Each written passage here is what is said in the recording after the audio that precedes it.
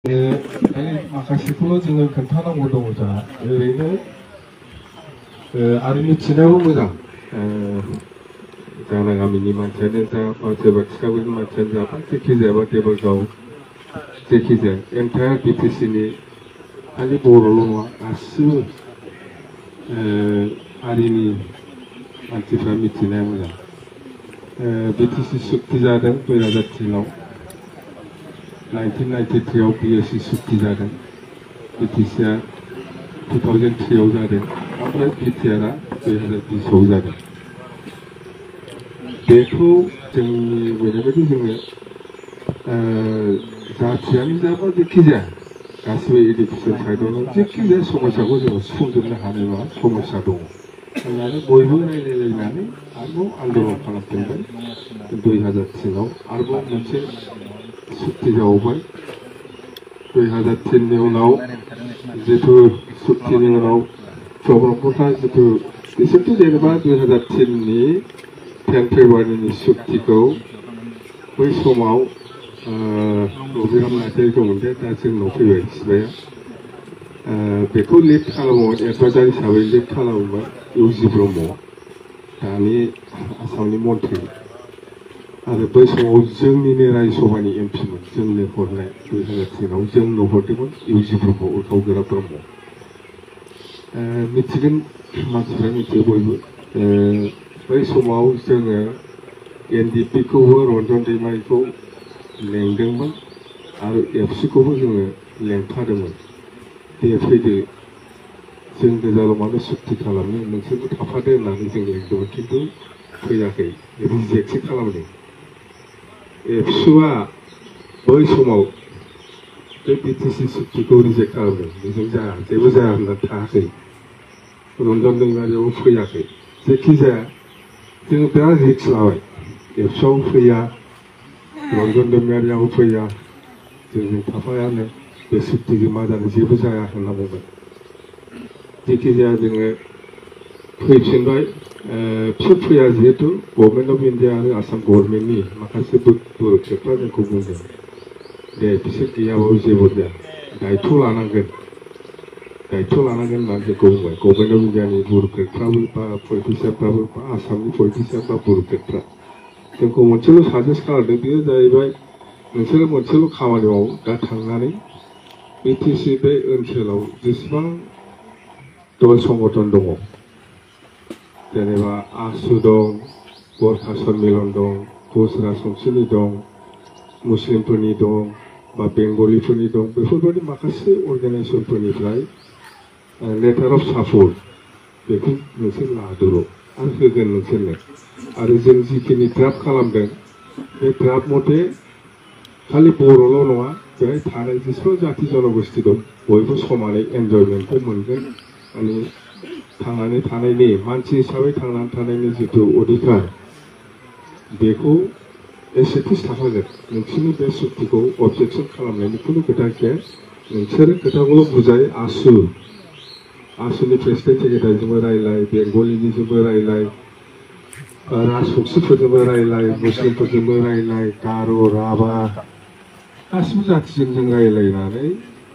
जोङो माने जों साननाय बायदि सेटिसफेक्टरि जोङो लेटार अफ सापर्टखौ जों मोनदों बिथांमोना माने बुंदों आरोखि जे दानि आल'सना जाबाय थानाय बड' लिबारेसन ट्राइब्यूनल BLTजों जिथु आल'सना जाबाय थानानै जिथु सुक्ति खालामनो थांगासिनो दङ बेवहाय जोंहा आपत्ति गैया होननानै लेटार अफ सापर्टखौ जों मोनदों बेनि थाखाय जों सुक्तिखौ खालामनो हादों नङाबा जालानो दंसैमोन NDFBआबो फैया ओजों आबसुआबो सापर्ट खालामा खम जाला जादों जेखि जाया जों बिराद दायथ' लानानै सुक्तिखौ खालामबाय मावबोबाय बे सुक्तिनि दारै जोङो बेनो देरसिना जाहैबाय जोंना बेखौ मिथियो खायसे खिन्थु थाल गैया बे मोनब्रै डिस्ट्रिक्टआ बोरै जानो थाल दङ आगोलावथ' क'क्राझारल'सोमोन नङा होमबा क'क्राझारावल'सो मोनसे डिस्ट्रिक्टमोन ना चिराङा डिस्ट्रिक्ट ना बाक्सा डिस्ट्रिक्ट ना उदालगुरि डिस्ट्रिक्टमोन बेफोरखौ जों मावबाय ओमफ्राय जेनेबा बर' भाषाखौ जोङो 90 सिडुल 8 सिडुल जेखौ बुङो थारमाने खायसे मिथिनानैबो मिथियै बायदि बर' भाषाया दिनै असमिया भाषा बादि स्वीकृति मोनबायलै बेंगली बादि हिंदी बादि तामिल बादि मणिपुरी बादि बे बर' भाषाया बै सुक्तिनि दारै स्वीकृति मोनदों मिथिबाय बेखौ एसे थाल ला बे जानानैसो दा बे बर' साहित्य एकाडेमि बान्था मोनबाय थानाया मोना होमबा उमुगा साहित्य एकाडेमि बान्था मोनबाय होननानै होननानै बे सुक्तिनि उनाव बे भाषाया 90 शिड्युल 8 शिड्युलाव हाबनाय लोगो लोगो बे जादों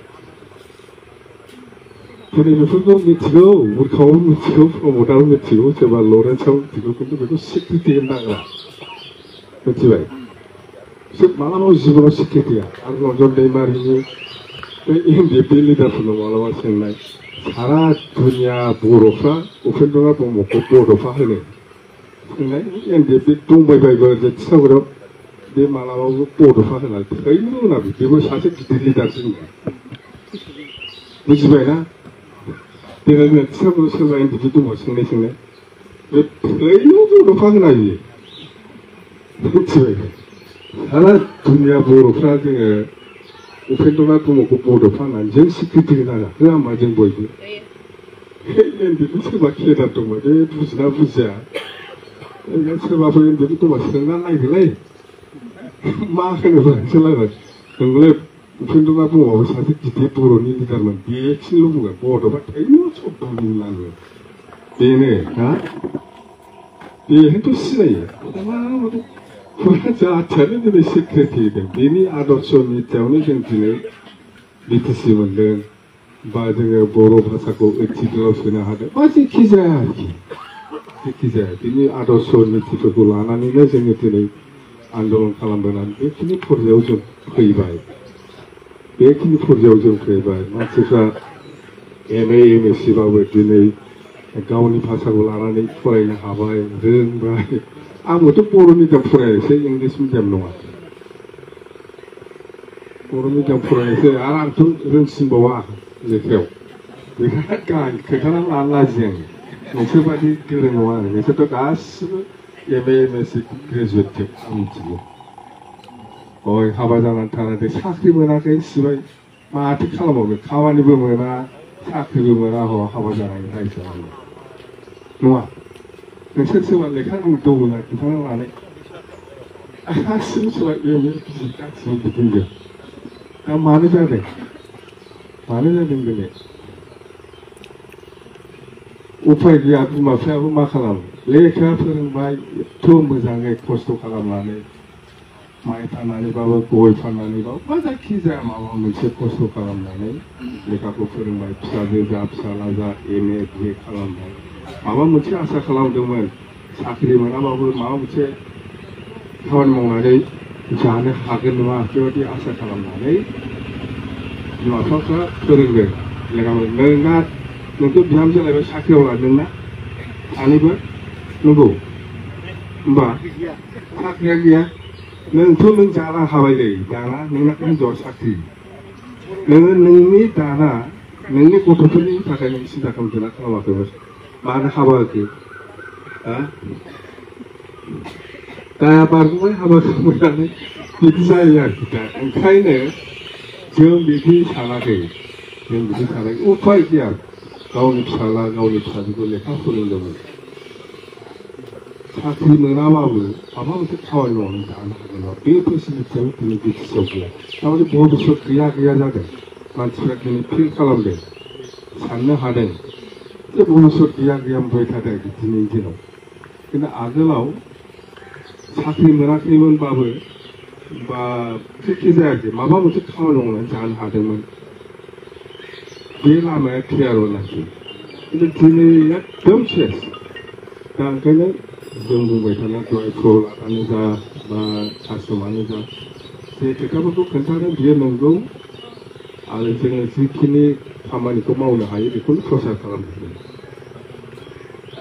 दाना नोंहा साख्रियाव फैदो बेहायबोथ' सोरबा दंखायो फिसाफोरनिफ्रायनो एप्लाइ खालामदों साख्रिया इन्टारभिउआवथ' हैनोसै फैसा गोनां 10 लाख 15 लाख थाखा होनानै साख्रिया लानोसै ओमफ्राय आंनाव फैनोसै दाना 2 मास 3 मास उनाव आंथ' सरकार बानायखायनो सार बेथनानो मोनाखैले 3 मास जाबायना आंनाव दाफुंखा खिन्थु बियो साख्रिया बेथननि साख्रिसो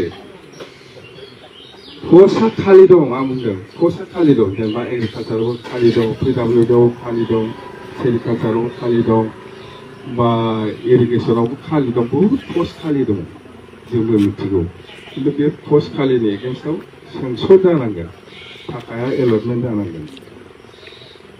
थाखा सेंसन जायो पस्टआ सेंसन जायो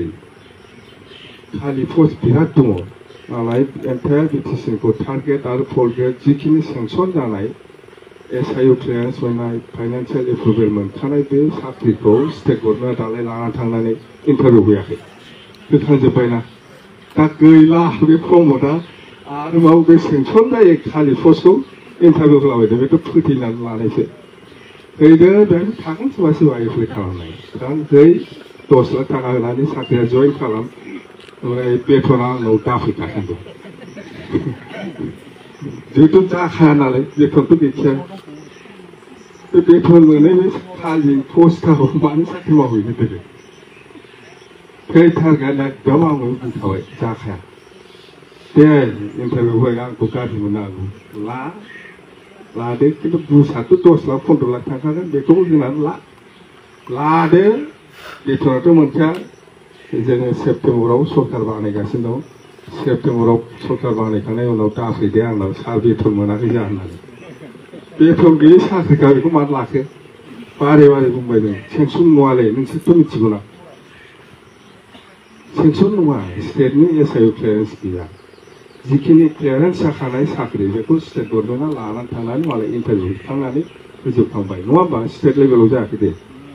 दा बे जिनिसखौ प्रमटआ जोंनि बिटिसिखौ बिटिसिआवनो होनो हानांगौमोन जों हानाय जाजोब्बाय जों फैथों बेसेबोलाय दिसुरालाय नोंनो मा होनो सुक्तियानो ओरैखा नोंनो माखासे क्षमता होखादों थार्ड ग्रेड आरो फोर्थ ग्रेडखौ बिटिसिआ गावनो इन्टारभिउ होनानै साख्रि होनो हागोन होननानै जोंनो बे क्षमताखौ होखादों बेखौ माने दिसुराव हगारनानै लाखो बेनो ओमफ्राय नोंनो क्षमता होखादों जिहेतु जेनेबा मा होनो लेन्ड एन्ड रेवेनिउ डिपार्टमेन्ट हानि सायाव बबे हाखौ नोङो खेथि खालामो बबे हायाव नोङो बिल्डिं लुयो बबे हाखौ नोङो सोरनो मा ट्रेन्सफार खालामा बेफोर गासिबो क्षमताया नोंनिनो आसाम सरकार आरो दिल्लीया बुंदों बे हा बिफानखौ जों आरो नायला नोंनोनो हगारजोब्बाय बिटिसिआवनो दा नोङो बहा फुटबल फिल्ड बानायो बहा मा बानायो बे बिटिसि सोरनो हा फाट्टा होयो होआ बे बिटिसिआनो खालामो बे डिपार्टमेन्टखौ कमप्लिट गभर्नमेन्ट अफ इन्डिया आरो गभर्नमेन्ट अफ आसामा नोंनो गथायदों सुक्तिनि गेजेरजों इरिगेसन डिपार्टमेन्ट बे बिटिसि ओनसोलाव जेसेबां इरिगेसननि खामानि दं जों आरो नायला नोंनो गथायखाबाय नों मावदो दाना 39 डिपार्टमेन्ट हरनाया बेनो आरो भारत सरकार आसाम सरकारा बेखौ सुक्तिनि गेजेरजों नोंनो गथायखानाय नों मावदोब्रा नोंनो बेखिनि क्षमताखौ होखाबाय नों मावनोल' रोंनांगौ मावनानै लानो रोंनांगौथ' जोंथ' बिदिनो मावदों आरो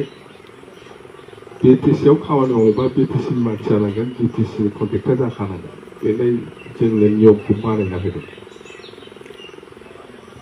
बेसो दा ओमफ्राय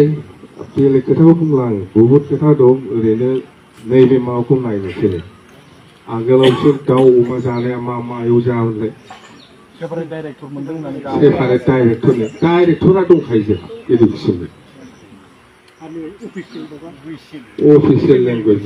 बर' भाषाया नोंहा इन्डियानि भारतबर्षनि मोनसे राव हिसाबै स्वीकृति मोननायनि उनाव बबे गाहायाव एस'सियेट अफिसियेलाव फैगोन नोंना भाषाया नोङो दिल्लीयावबो पार्लियामेन्टआव बर' भाषानि बुंनो हायो ट्रेन्सलेटरफोर दंना बे देबरगावनिफ्राय सोरबा सोरबा साख्रि मोननाय दङ देबरगावबो माबाथिंबो दङ नामा बाक्सा रामफुरनिबो तारमाने पार्लियामेन्टआवनो बर' भाषानि लेक्सार होनो हायो बेखिनिसिम सहैबाय नोंना बबे आसामाव एस'सियेट बेनिबो दाउ अमा जायो दे जाबाय दे आजों बुंजा बेथ' बे भेजाल जोबखा दानिया गामि सोनांगौ सिमा बानायनांगौ होनना बुंबाय थानाया दाखालिथ' हाब्बाय दाउ अमाया मानो जादिया मानो सिरि थाखो एबसुनि आरो इउपिपिएलनि मानसिफ्रा बे सनितपुरथिंजाय गामि बारायनांसिगौ बारायगोन एरिया बारायसिगोन गामि हाबसिगोन होननानै बिराद आन्दलन खालामदों बा सिक्तिनि उनावबो बिराद खोथा बुंबाय थादोंमोन जोंखौ गाज्रि मोनलायदोंमोन दानाथ' हाब्बायब्रा नोंसोर बुंनाय बादि मानो एबसु अफिसाव बे पार्टि अफिसाव मानो दाउ अमा मानो दासिम मासे थैदिया मानो जायाखै मा दं रहस्यआव दासो बुजिदों जों जाय खोथाफोरखौ बुंदों दिनैसो हमनो हादों बुजिबाय थारमाने बिटिसिआ ओरैबादि बिटिसि बुजियो हयथ' गासिबो लेखा गोरों बुजिजोबखायो आं बुंनो सेटेलाइट जाया थारमाने बेहाय दरसे बेहाय दरसे बेहाय दरसे बेबायदि जाया बिटिसिआ गावनि मोनसे एरिया थायो फुरा बर्डार जेनेबा आसाम जोंनावबो बिटिसिआ बेबायदिनो आरोखि आसामनि सिङाव बिटिसिआ मोनसे फुरा मा होनो बेखौ सारि सिमा थाखानाय स्टेट विदिन स्टेट नामसो होआखै बिटिसि बे एरियाया बेहाय दरसे बैयाव दरसे बेबायदि जाया सेटेलाइट जाया